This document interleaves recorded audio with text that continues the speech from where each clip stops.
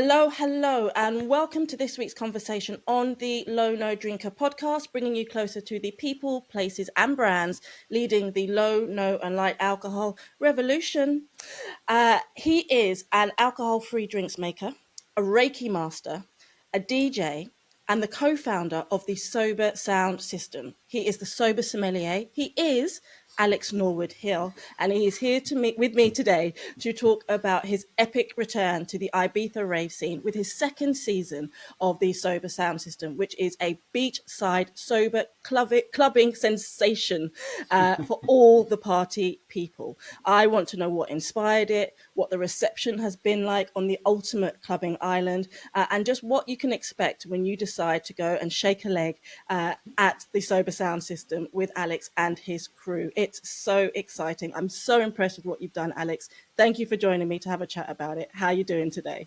I'm doing great. What an introduction. Wow. It kind of like, it's a bit like, wow, is that me? Did I do all those things? And well, you sure did. Me with a great team and amazing people along the way. So like, as you know, we all rise together in this space. So I feel very, very blessed and privileged to have gone on a sober journey for starters and then followed kind of all the different pieces of my life, kind of locked together to Sober Sound System. So yeah, thank you. That's a wonderful introduction. And as you know, when I saw you at the World Alcohol Free Awards, and I whispered in your ear, "I'm thinking about doing something in Ibiza," and you were like, "Do it." I said, do it. Absolutely. Then it just seemed such a dream, and so like, is it possible? And then to do a season and to do 5 shows and actually do it and be recognized and people go, "Oh, we were going to do that," or "Oh, that's amazing. Oh, why do you want to do it there?" Oh, and then you explain and they're like, "Oh my God, of course, it's like such an amazing island. Why should people who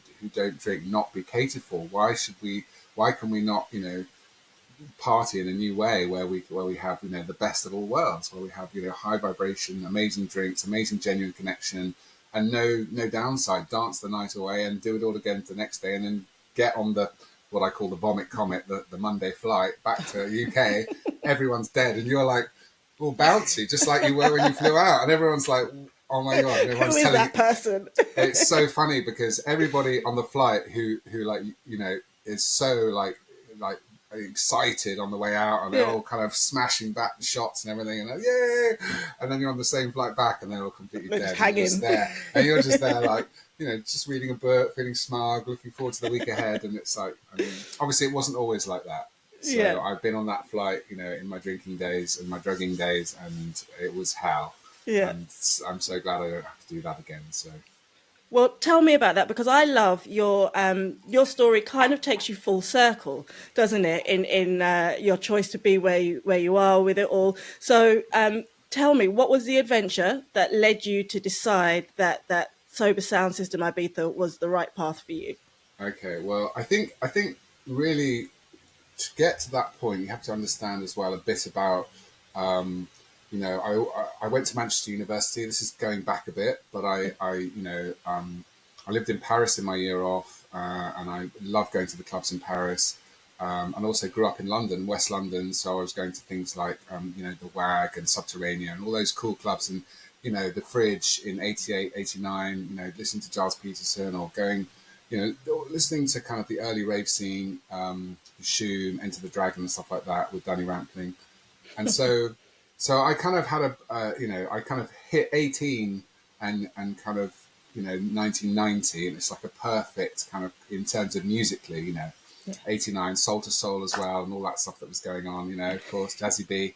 So I felt very blessed. And then, but all the time, I was experimenting with, kind of recreational drugs and alcohol, but it didn't really, I kind of wasn't using it to excess, but it was always there. And then I went to Manchester University, and that was an incredible experience musically, going to the Hacienda, taking my first ecstasy, experimenting with psychedelics, drinking a lot, partying a lot. But, it was the music that I fell in love with, and the dancing, and that freedom of being on a dance floor, being in a free rave, being in a rave, being in the Hacienda.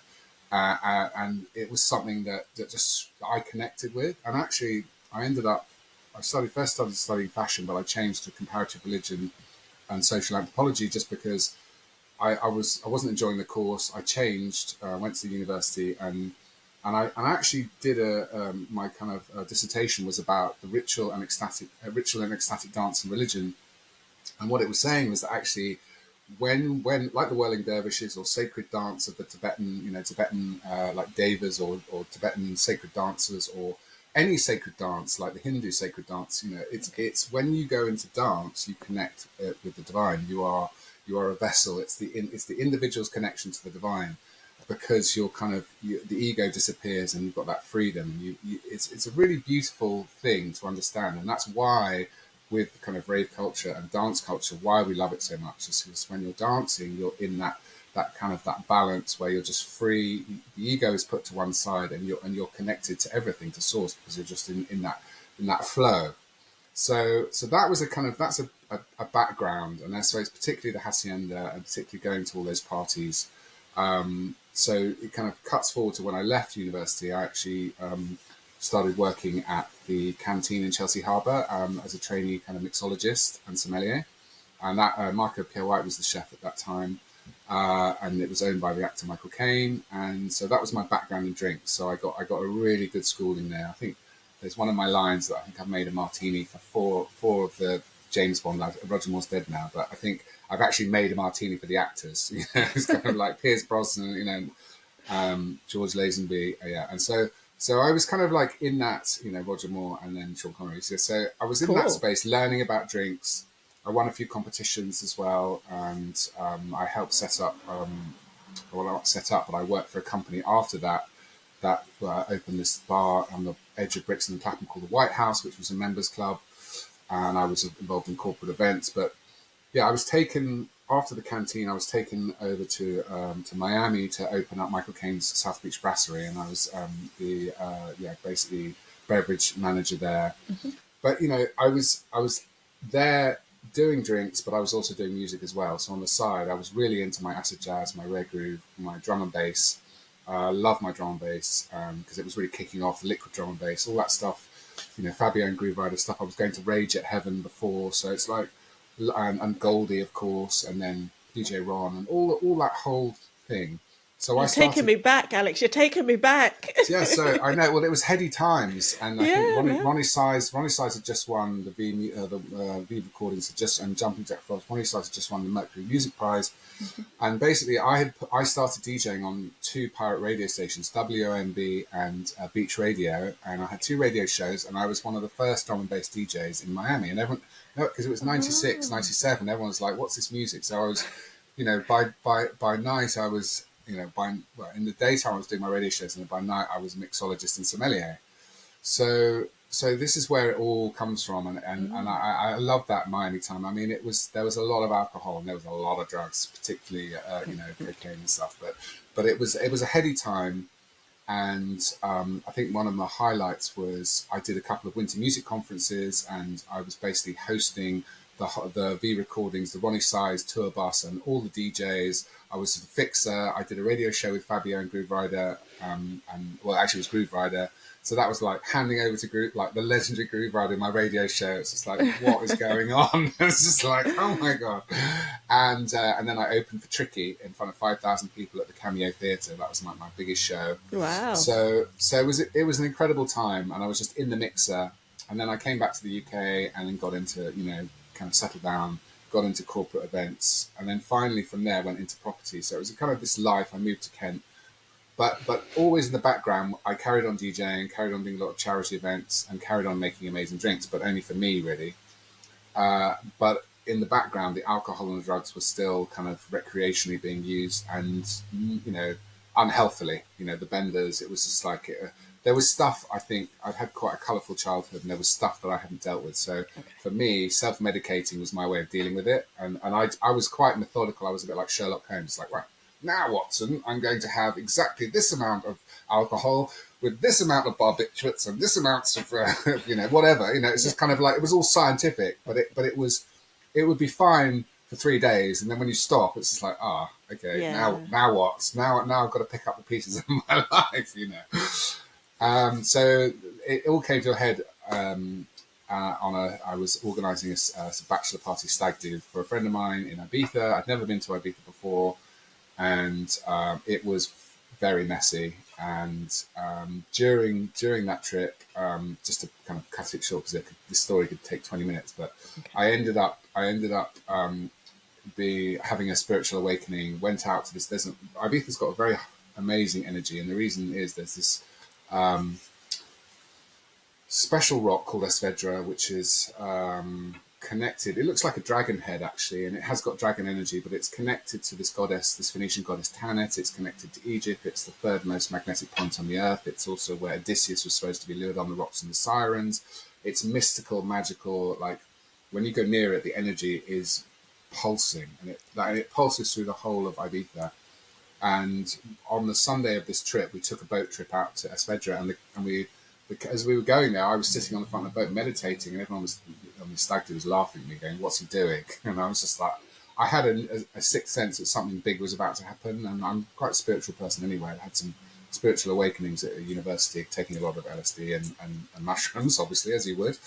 And then we got to the rock, and then the captain said, "Oh, we want you to touch the rock, and it's a protected island. You're not allowed to touch it." And it is so beautiful. And I had said, "Oh, well, why me?" And, there's 12 other people on this boat. I said, "Why me?" And the captain was like, "Oh, the rock wants your energy." And it was quite a mystical response. So I ended up as a video of me touching the rock, and after I touched it, it was like I had a massive lightning bolt activation, and I was jumping around the boat like I touched the Buddha's foot. I mean, it was really visceral. I didn't know what it meant at the time either. I was just like, wow. I was just like, and they were all taking the piss and going, "Oh, spiritual hour, what's he like?" And I was just going, wow. And I just heard this really loud voice, like a female voice, saying, "You must purify, you must purify, you must cleanse." It was like really loud, and it was really weird because I knew what it meant at the time as well. And when we went for lunch, and I told them at the lunch, 12 guys, it's like, "Today is the last day I do alcohol and the last day I do recreational drugs." And they were just like, "Oh, whatever. Oh, he's high, he's pissed, blah, blah, blah." And they ordered me a birthday cake as a piss take. And so this giant birthday cake came out going, "Oh, it's his birthday." And the whole restaurant was singing "Happy Birthday," which ironically is my sober birthday. That was 8 years ago on the 29th of May. And then that evening we went to this club called Destino, which is destiny, means destiny in Spanish. Mm-hmm. And then, I had a beautiful encounter with this amazing woman who kind of, I felt like was representation of the goddess Tanit. We just had this interchange and connection, which was like very mystical. And it was like an acknowledgement of the journey that I'd had that day. And I felt like, right, all these signs are leading up to it's time to stop. And so I had this interchange with this beautiful woman, and I put my beer down and I said, "Guys, that's it. It's 12 o'clock. This is my last beer and I'm out." And they were like, they were giving me such a hard time for leaving because we had tickets to the opening of Hyde, which had just changed from Space. And I was like, "No, I'm done." Yeah. And we were leaving the next day. We'd been there 5 days and I hadn't slept for 3 of them. And we went, I was sitting in the lobby and I was just about to go through the door. And then I realized that because I'd been organizing this event, I'd got like about £1,000 worth of drugs, of everyone's drugs in my pocket. So I was like, I can't start this new life in this way. So I went down into the bathroom, flushed them all down the loo, and in just kind of a real and then I went through the door. It's like, okay, this new beginning, Yeah. And the beginning is, one door closes, another opens through the door of destiny. As you know, or anyone knows, if they're getting sober, that's the work hasn't started. You could say you're going to do it. But that was going back to the UK broken. I kind of had my rock bottom when I got back. I left my laptop, my wallet, and my phone on the plane. I spilled tea in my lap. I looked like I looked like a hobo. I peed myself. No. I had in my shoes, because I'd spent the night dancing around the swimming pool the night before with no shoes on. My feet were bleeding, so there's blood seeping through my shoes. My eyes were floating because of how much alcohol. Yeah. So and I had drove home. I should never have driven home, and I missed the turning, and I had no fuel, and I ran out of fuel, and I was on the motorway at 0, just crying, totally broken. And then I saw the sign for the hospital A&E, and I thought, oh, brilliant! I can get my feet. amazing. And I pulled in. This is just end the story here, but I pulled in and I went. There was the hospital, and I rolled in, and I went round once, and there was nowhere to park. And then I came out the second time, and the barrier was up to the parking, and I was just like, okay, thank you. Okay, and then I ran out of fuel, and I was just like, no wallet, no keys, no dignity. That was it, just no laptop, and I walked into the A&E, and she was just like, are you all right? And I said, that's a long story. Yeah. And she's like, okay, we'll get you bandaged up. And I said, oh, do you think you could call my wife and tell her? It was like 6 a.m. Do you think you could just come and tell her to pick me up? And she's like, are you sure about that? So I was like, and then she called up and said, oh, Mrs. Hill, we've got your husband here. Have a nice breakfast. Don't rush. We'll look after him. Just, just take your time. It's going to be fine. And then the work started, and I was lucky enough. I got an amazing therapist, Chip Summers, who's very well respected. He does the Soberful podcast through a friend in the music industry. Actually, Robbie Williams, A&R, friend of a friend, put me in touch. A guy called Chris Briggs put me in touch with Chip. I went to see Chip, and he said, right, you don't need rehab. You don't need this. This is how we do it. It's going to do a loose 12-step program with me. And then I just built up the time, and I did AA for 2 years. And I still do a bit of AA, but it's not really, I think, through then I suddenly was like, my drinks background started to come alive again. I was just like, okay, what are the drinks out there? Ben Branson had just launched Seedslit, but and I was just like, I was hungry to keep, as Jenny Lee Grace says, hungry to keep the ritual but change the ingredients. And that's when the Sober Sommelier started, because it was just like all my drink stuff came to life again. Yeah. And I actually went to one of the Mindful Drinking Festival in Truman Brewery, I think 2018, 19, one of those, I think one of the first ones. Met Laura, met all these drink founders, Paul from Everleaf, Paul Matthew, Camille Vidal, all some of the originals. This is it's kind of 6 years ago. And I think Millie Gooch was there. She was on a panel, and they were talking. It was this. I went to a panel, a sober influencer panel, and I was just like, "Oh, what's sober influence?" I mean, I barely had Facebook. I didn't really know anything about. I mean, I'm pretty much of a Luddite when it comes to it, and I'm just starting to get my shit together on that front. But and I thought, you know what? It's quite good accountability, if anything. And also I wanted to champion this whole space because I was excited. When I tried Everleaf for the first time, I was like, whoa, that's really cool. I was like, that with the first forest, the saffron, and I was like, that's interesting. I was excited. And also Sensual Spirits, it was called Sensor then, but James and Vanessa, who actually, and it's, I probably shouldn't say it, but they were the ones that came up with censure. They invented it. Vanessa created it, but then they were approached by Professor Nutt. But the narrative is it's Professor Nutt invented it. He didn't. Professor Nutt approached censure, and they were called Censor then. And I was in love with their spirit, their drinks, their functional. And to me, that's the most exciting space at the moment, is that functional space. But last year, I did a couple of events. There's Cosmopolitan. I did, and it says here, is this the future of partying? So basically, I did a couple of Sober Sounds. I like the idea. When I did the Nest, which was Hastings' first alcohol-free bar, it was a community space, and I did a DJ set, and I did all the drinks. And on the Sunday, we did the first ever Sober Sound System, and everyone loved the drinks. We had Cordus, which is I talk about, which is my high vibrational bittersweet aperitif. And it was a really high vibe event, and it worked really well. So I thought, right, let's do some more. So I spoke to Laura Willoughby, and we did a couple of events at Club Soda in Covent Garden in the basement, really hot and sweaty, really cool. And then was covered in Cosmopolitan, and that kind of got us a bit of notoriety. It's like, oh my God, is this the future of partying? Is this this is a thing?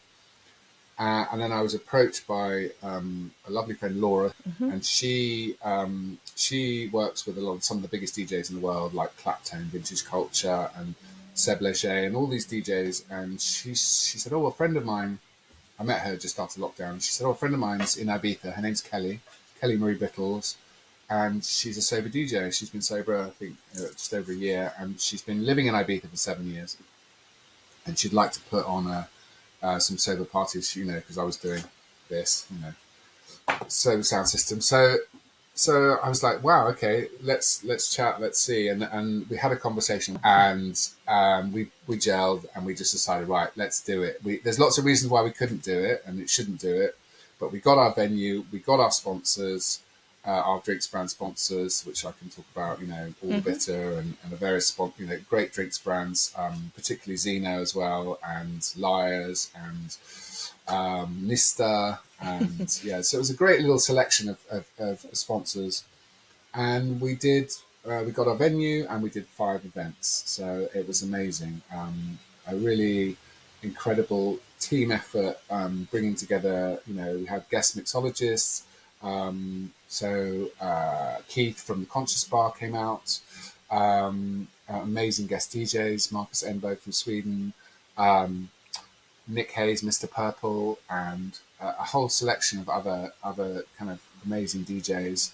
And it was just a fledgling, beautiful thing that just came to life, bringing together, the high vibrational, drinks, functional drinks, amazing music, amazing people in the party capital, showing people that there's a new way party. So it was a perfect storm, really. And something that, for me, when people say you can't do it, I want that, then I'm definitely going to do it. It's like, it can't be done. Well, we just did it, so there you go. Wow. That's a lot. That's quite the story, Alex. You definitely paint a word picture, don't you? That's fantastic. There's a lot there, a lot of different angles that we can go off in. I think your journey is at the same time in both parts unique and very common to lots of people, that they've reached a path in their life where they realize that it's time to make a decision and go one way or another. The minutiae of your story obviously is quite unique to you, and it's amazing that it's brought you back full circle, as I said before, to being in Ibiza.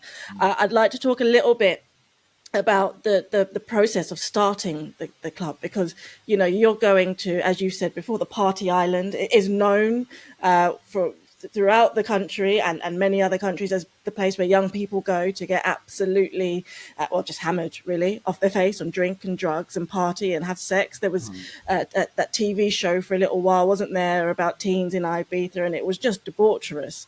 It was one of those places actually that I never managed to get out to. Even for me, it seemed like a bit too intense. But I'd love to know what it was like when you started approaching venues to say, hi, we're sober, we like dancing, we like music, we want to put on an event here at your venue and not sell alcohol. I mean, what was that sort of reception like for you?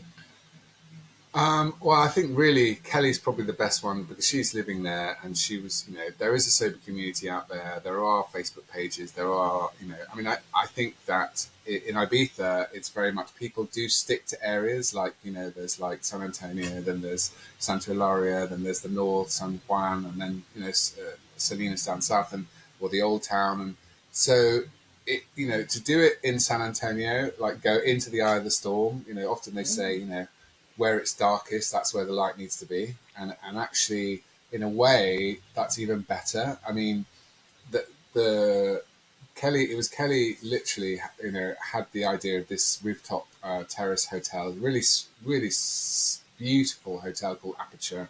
It's got a pool, it's got a deck, and you're having drinks, watching the sun go down in San Antonio Bay. It's beautiful. Absolutely epic and beautiful. And she just, it just happened. She just rocked up there in the off season thinking, oh, just see if there's anyone there. And just happened to meet Mario, who was the resident DJ there, and just said, look, this is what we want to do. We've got this idea. And he really liked the idea. And he said, it's something different. It's, it's another offering. I've got the next door farm streaming at the moment. So sorry about that. Typical. But as long as you can hear me all right. That's fine. You're good. Anyway, so Mario was just like, you know what, let's do it. And we just said, these are the dates. We really wanted it to be a residency. Mm-hmm. I mean, as you said, it's so beautiful that it's exactly almost 7 years to the day. I didn't go back to Ibiza from the time I had my awakening, my epiphany in Ibiza.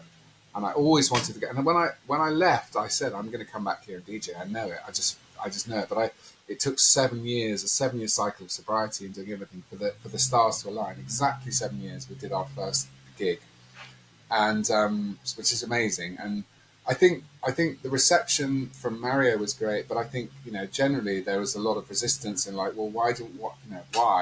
and people not really understanding it.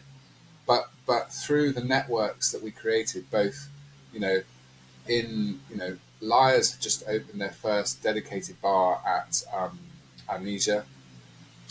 We Cameron, who was the social media director for Liars, was super supportive, connecting us. We did a competition with David Guetta and High, which two people won with Liars. We had a competition to go and see David Guetta, which was incredible. That was a great collab. We also did Emily from Sober and Social did a sober weekend, and one of her reels got like over 10,000 views, and so it's like we knew that we were like the canary in the mine. We knew we were disrupting. We knew we were the first. We knew that we just had to, if you build it, they will come. And it wasn't going to be about footfall necessarily. Yes, we had 50 to 70 people coming through at various times, but the fact that we had the space, we had the brand support, we had the beautiful content, and we had this idealized view, but it's actually a real view of there needs to be a space for people who are sober curious, mindful drinking. And the thing is, it wasn't like, the hotel had its alcohol bar around the corner. So it wasn't, some parties came, we're very inclusive. We're not saying, oh, if you're a party of drinkers and non-drinkers, no drinking here. No, there's a bar there, you can get a drink. We're sober focused, sober led, but we're about inclusivity. And I think that's really key, because I think it's really important that everybody, when I started my sobriety journey, I hated the fact that I wasn't looked after, wasn't catered for. Now, if someone wants an alcoholic drink, or they're zebra striping, or they're mindful drinking, or bookending, they should be able to get an alcoholic drink. We're not promoting it, but it's there. And I think that, especially in Ibiza as well, because everyone's on their journey somewhere. So there was a lot of resistance, a lot of question marks, a lot of scratching of heads. But when people try the drinks, and they're like, oh my gosh, I'm not losing anything here, especially the functional ones where they get a little bit of a buzz using Sencha or Three Spirit or Cordus. They're like, wow, doing like a picante, a twist on a picante kind of margarita type drink with a salted rim. And it's just like, oh, so good, like mixture of sweet and sour and a kick, and the chili, using fresh chili. Or like with Sencha Cosmopolitan, using rosemary and like that lovely Sencha red and the rose coming through in the bergamot. So it's just like, I think we're at the tipping point. 5 years from now, people will look back and go, oh, well, there's sober parties or sober led parties, or all over the place. The big trend at the moment is coffee shop parties, or like cafe parties, like in the club scene, where people are doing parties between kind of like 8 and 11, or 11 and 3, in cheese shops, cafes, bakeries. Bob Sinclair just did a thing, and there's no alcohol there. These people are just dancing and partying in new spaces, in new ways, because it's, people want genuine connection. But it has been like a very interesting process, and actually having the courage to follow through with it and go, no, because obviously trying to make it work financially, trying to get it over the line. But this year, the response has been amazing in terms of, from the venues, from people in Ibiza who are sober. We've just been covered by Native magazine, which is like the lifestyle magazine. And Dan Prince has done a feature on us. Dan Prince, he set up Mixmag and also runs the very famous and well-known club night Back to Mine. So there's like recognition is coming, and there's a DJ called Balearic Beard Mike, who is sober, and there's loads of characters. And I went back a couple of weeks ago just to meet with various, and we've got a network. There's a woman, Melody for Ibiza. She's creating an alcohol-free sparkling wine for Ibiza. She went to the Paris Wine Fair. She found the best non-alc sparkling from France, and she's white labeling it and putting her label on it, and it's going to be an Ibiza sparkling. It's rosé and white, and we tried it. We had a tasting at our Villa pop-up we did 2 weeks ago, and it outshone all the other liquids, because she's got an incredible, she was making wines, now she's making alcohol-free wines. There's also James Winstanley. He is creating a functional botanical spirit on the island. He's making it in the UK, but it's going to be from Ibiza. and that's super exciting. And so there's networks, and just being over there, seeing this fledgling movement and being there at the forefront and supporting it. It's just like a bit like going to the first mindful drinking festival that Laura did, or just as I just went with Bole Wines over to the mindful drinking festival with Sober Sound System in Washington for the mindful drinking festival there, and so we just inch the dial forwards, but just showing people that this is the new way to party. This is the kind of partying with no negative, with no come down, and it's exciting. It is. It's super exciting. I think you're doing a wonderful thing. This is your second year, so you were Yes. out there last year. What's different? So if somebody's been before, what can they expect to see that's different? And for those who haven't been, what have you? Because I know you were mentioning before, you've expanded a little bit. You're looking at opening up the spaces a bit more. Yeah. So I think we felt that last year we dipped our toe in, and it was just wonderful. It was wonderful to be there with a mission. Obviously, playing amazing music in that. I mean, there's nothing quite like getting on a plane and sitting on that plane as a DJ, knowing that you're going to Ibiza to DJ. You can't quite put that into words. It's just like, I suppose it's how athletes must feel on the way to the Olympics. It's just like, oh my God, you're just like, it's just happening. I'm sitting there doing my set list on the plane. Like, it's like so cool. I had some air miles on my first trip out there, and I got bumped up to business, and I was like, what a drag. Oh, okay. I'm terribly sorry, sir. We can only put you in business from City Airport. And there I was, like, in business on my laptop. And there's a guy next to me. He goes, "Oh yeah, what are you up to?" I said, "Oh, I'm just going out to my residency." It's just like, very nonchalant. As you do. Really? Yeah. But it's just like ticking those boxes of dreams come true and making dreams come alive. And the whole point is, having that space. People love the drinks. People love the genuine connection that people they meet. They love the music, and they love being on a rooftop terrace, watching the sun go down. I mean, it's just amazing. And actually, Sarah Drage, who's quite a well-known in the space, she does a lot for Nakoa. She was our first ever, when we opened the doors, totally by chance. She does a lot of work with Sober Dave. Sarah Drage was our first ever guest when she had a hen do with her, happened to be in Ibiza. And it was so perfect, like this person that I'd known in the sober community was our first guest. It was just like, this is so poetic, that someone from the UK in the sober community. This year, last year was, okay, we proved that it's a thing. And on the back of it, one of the key things was we got Zeno, David and Will, Zeno Wines, as you know. We got them, we worked with a distributor who was distributing Lars called X Drinks, owner from X Drinks. He's Dutch, he's based in Mallorca. And he took Zeno on as a client, as stocking Zeno. So Zeno got through Sober Sound System, Zeno secured distribution in Spain and the Balearics. Amazing. So that was a massive feather in the cap, and they're in some amazing 5-star hotels now. And also, in my last trip, I did a tasting at Bambuda, which is one of the oldest restaurants in Ibiza, 26 years. Very well respected, like super beautiful. They call it Mediterranean. It's kind of Asian fusion. Like amazing dim sum and like kind of like sushi rolls and just like lobster and fish and wow. And we had a tasting with the bar manager there, Juliana, and they took 2 cases of Zeno Rosé. And it's just like, and I told David, and I was like, oh my God, you just got a listing in Bambuda. That is massive, because like others will follow, and so it's not just about partying, having fun. It's about, the end goal for all of this, I think I speak for a lot of people, is I want to walk into a restaurant and a bar anywhere in the world, look up at the shelf, and half is alcohol, the best alcohol free, and half is alcohol.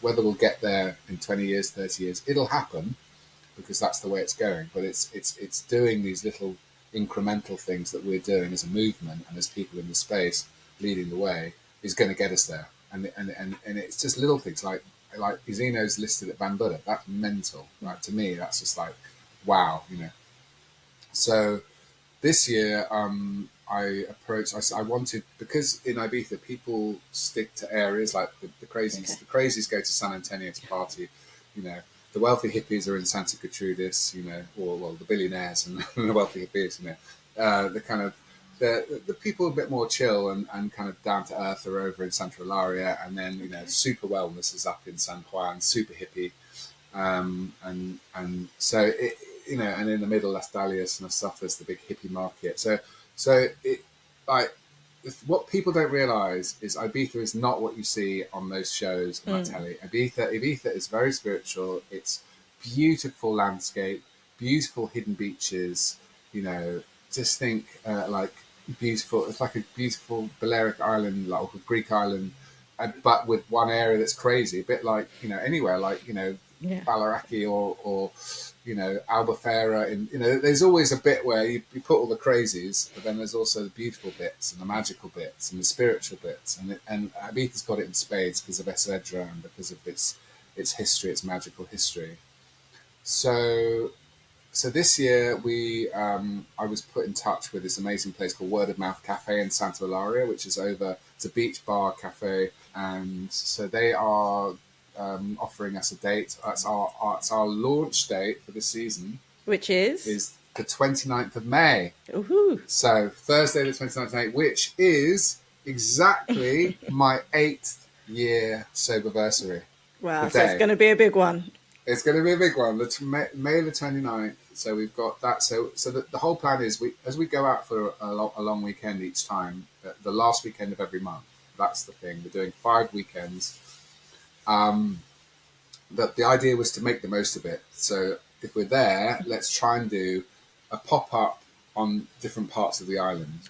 So we've got on the Thursday, we're at Word of Mouth Radio Cafe with our DJs, with Karen with her jewellery, with our amazing functional drinks. Obviously, I've got a whole list of drinks that which we'll talk about.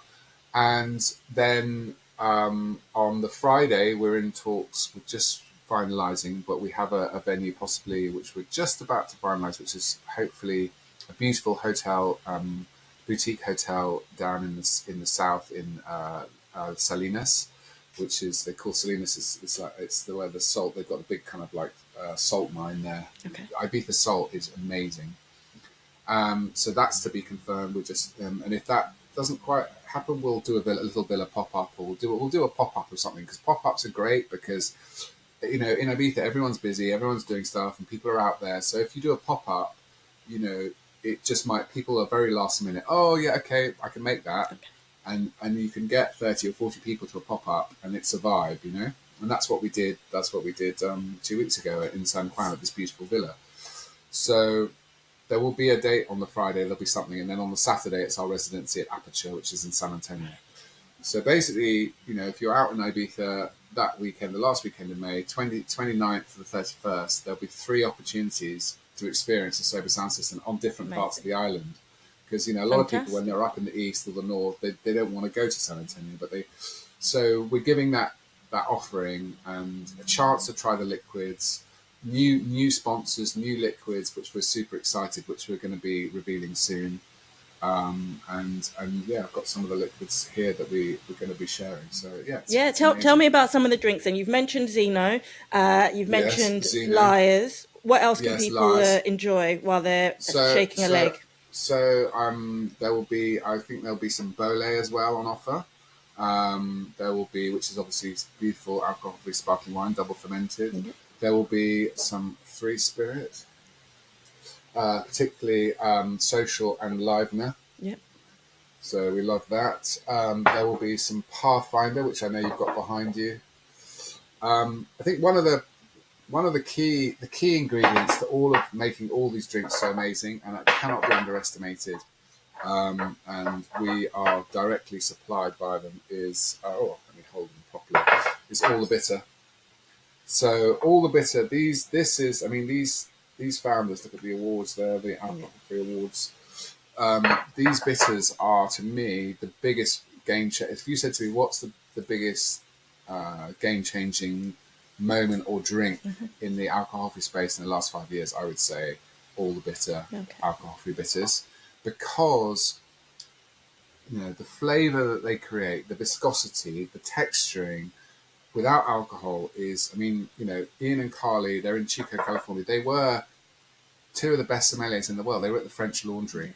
The pedigree the pedigree of all the bitter, and it's not me just blowing smoke where the sun doesn't shine. This is literally, because it allows you to make incredibly beautiful, crafted, complex, visionary, divine cocktails that taste that do not disappoint, that actually surpass the alcohol versions because in terms of flavor. And so to be able to have them as a sponsor and to be able to have their liquids in Ibiza is amazing. So that's really huge. A big up them. And then new liquids like the amazing Newt. Now I'm super excited to be sharing Newt with you and with them. So that's their classic G&T. These are nootropics. These are mood enhancing. Okay. This is their Negroni Spritz, which is absolutely, like, I'm not a big fan of RTDs on the whole. Okay. But these absolutely deliver both in flavour and in like buzz. Like, it's a really nice buzz. It's not sugar buzz. It's a nootropic buzz. And this is their ginger mule. But they've also got a range of spirits, like nootropic spirits, like spiced apple and watermelon, and like whiskies. And so that they've just kind of launched in Australia, and they're going to be coming to the UK in May, and they're going to be with us in Ibiza, and that's super exciting. And then obviously things like Mother Root as well. That's a limited edition bottle. Yeah. Love Mother Root. I'd love to be taking this, but I can't, sadly, because it's no more. Oh yeah, that's Did you the ever try- mockingbird. Yeah, I've still got a case of it, and I like, oh, bless.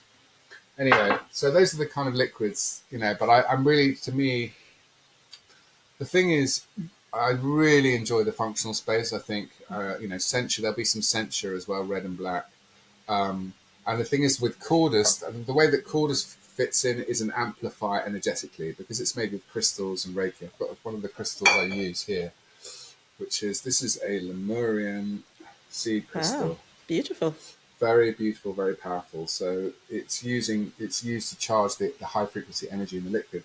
And actually, Cordus is actually, when I launch it, is actually going to be what I call an intentional liquid, not a functional liquid. Okay. So it's like it's taking functional, but then going one step further. It's intentional because I think when people are going out and when they're drinking, if you take a moment, a bit like with cacao, this is a kind of like bit like alcohol-free cacao in a way. It's kind of like that in terms of energy. It's like what's my intention when I'm drinking it? Do I want it to amplify the drink? Do I want to feel a certain way? And by actually putting your intention into the drink and doing a little ceremonial moment with it, because drinking is ritual, drinking is social, is ceremony. But actually being mindful, like taking that mindfulness to the one next step, where I'm actually going to be mindful and intentional with my drink, and then I'm going to embody my intention. So I literally put my hand over the drink. I put my intention into it. Tonight, I want to have a night full of epiphanies and connection and genuine connection and just a wonderful evening with no issues. And it's like, or it might be bigger. I want to, I'm going to sit down and do the best business plan ever. But when you drink it, you embody your intention and your vision. So and actually, because there's a woman I recommend everyone to look up. Okay. Her name is Veda Austin. Have you heard of Veda Austin? I have not. Okay, the power of water, and that water holds memory. So the point is that we are 80% water, 85% water, and water holds a frequency. And through that, especially through energy healing and Reiki or our intention, we can heal ourselves, we can raise our vibration, and we can also embody what our intention is.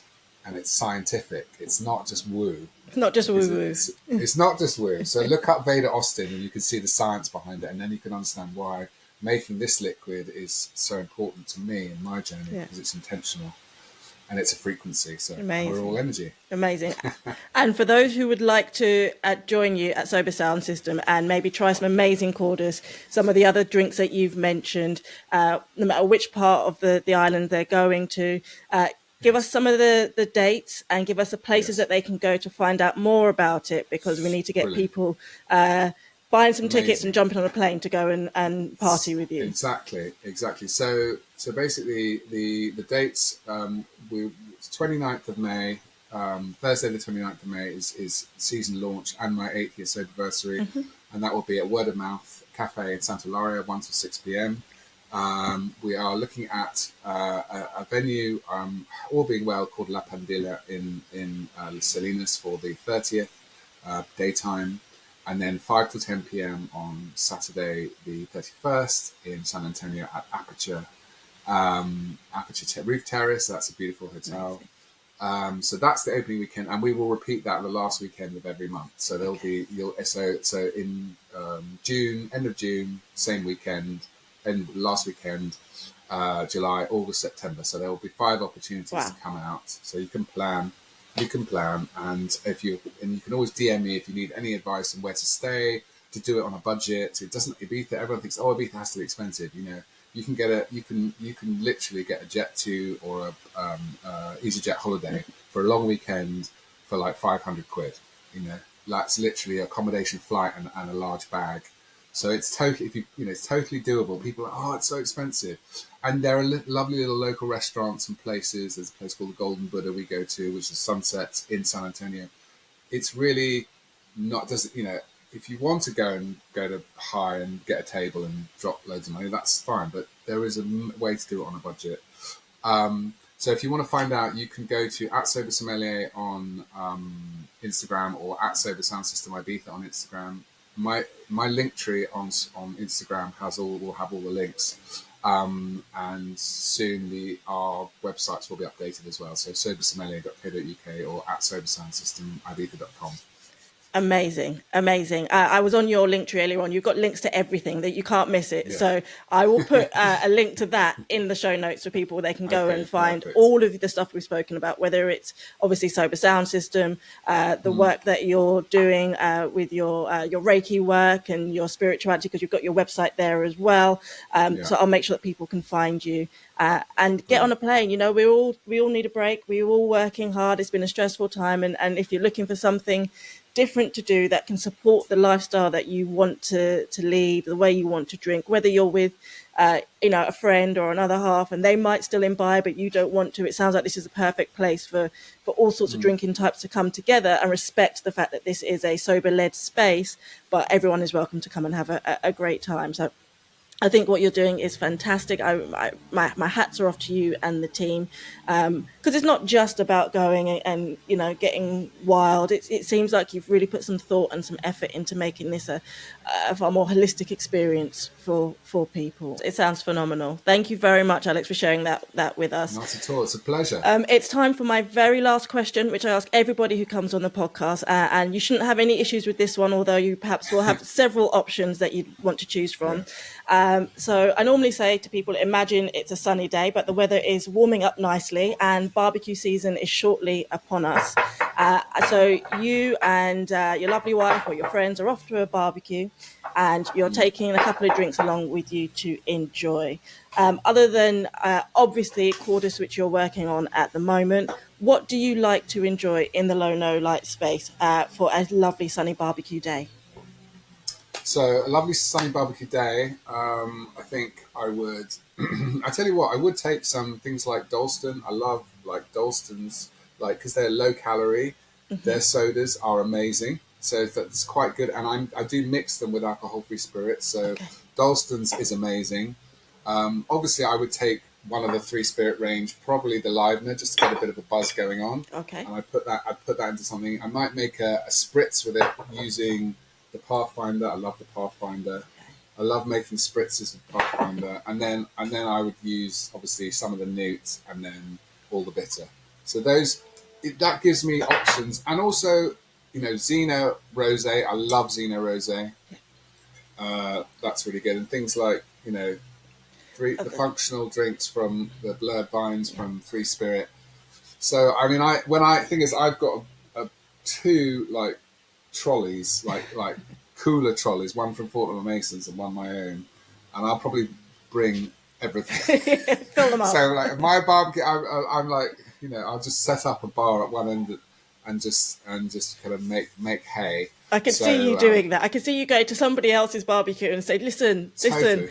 I've got the drinks covered. Yes, yeah, and also, you know, I love the Beaujolais sparklings, the rosé is incredible. Yeah. So there's so many good drinks now. It's so exciting, and you're right. Like when I go to weddings, I've got a few weddings this summer. My stepson's getting married in Lovely. Aix-en-Provence, and I've got another friend who's in the cricket club I play, and I will take my own, you know, it's right here, look, my own Fortnum and Mason F&M. And I will just set up at one end of the bar, and I'll just say to the staff, "Is it okay if I just set up my bar here?" And literally by the end of the event, I've got a little crowd, and I'm making drinks, and everyone's like, "Oh, you know," Yeah. and they're like, "God, it tastes so good," and it's just so yeah. It's kind of I take BYO to the next level. You certainly do. You certainly do. Everyone should bring their own Alex Norwood Hill with them to an event and just have you set up and available. let loose. Your personal sober sommelier. Alex, it has been a pleasure talking to you. It's been very eye-opening. I think that, you know, your approach, your perspective, the way you come at things is fresh. It's different. It invites people into your space, and I think that's really important, because everybody in this space is welcome to drink at our table, and we should make them all feel like this is a possibility for everybody. So well done on what you're doing. I'm so excited for your second season in Ibiza, and I need to get my arse in gear and get on a plane. Yeah, come and see you. You do definitely. Time to book that flight. And thank you so much for having me, and thank you for all you do, because you're a star, and we couldn't do without you. So thanks so much. You're very welcome. Take care.